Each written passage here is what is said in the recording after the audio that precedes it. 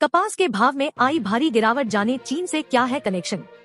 महाराष्ट्र के औरंगाबाद जिले के फुलंब्री तालुका में पिछले साल की तुलना में इस साल अधिक मात्रा में कपास की फसल लगाई गई थी। भारी बारिश और बेमौसम बरसात ने कपास की फसल को भारी नुकसान पहुंचाया, तो इससे उत्पादन में काफी कमी आई थी। जिन किसानों की कपास बच गई थी, उन्हें उम्मीद थी कि फसल पर उनको अच्छी कीमत मिलेगी।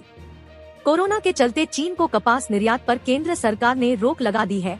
इसके चलते स्थानीय बाजार में कपास के भाव भी गिरे हैं।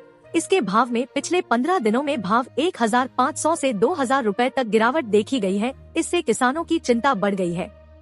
किसान 3 सप्ताह पहले 9500 रुपए प्रति क्विंटल पर कपास बेच रहे थे, उन्हें अब कपास 7500 रुपए प्रति क्विंटल पर बेचना पड़ रहा है। पिछले 20 दिनों में रेट में भारी कमी आई है। आज तक ने औरंगाबाद से 35 किलोमीटर दूरी पर फुलंब्री गांव में पहुंचकर यह जानने की कोशिश की, आखिर कपास की कीमतों में इतनी गिरावट क्यों।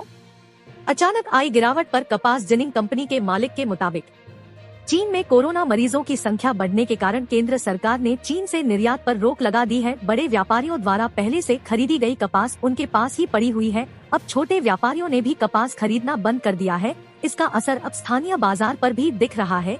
इसी के चलते कपास के भाव में गिरावट आई है। इसके अलावा कई लोगों ने अपने कपास को घर में ही जमा कर रखा है, लेकिन जरूरतमंद किसान निजी व्यापारियों को कम कीमत पर कपास बेचने को मजबूर हैं। कपास की खेती करने वाले किसानों का कहना है कि खरीफ फसल की बुआई से लेकर कटाई तक किसानों ने बीज, खाद, दवाई, निराई कटाई पर भारी खर्च किया है।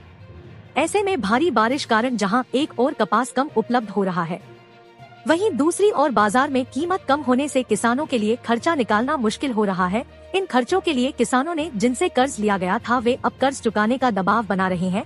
इससे किसानों को परेशानी का सामना करना पड़ रहा है।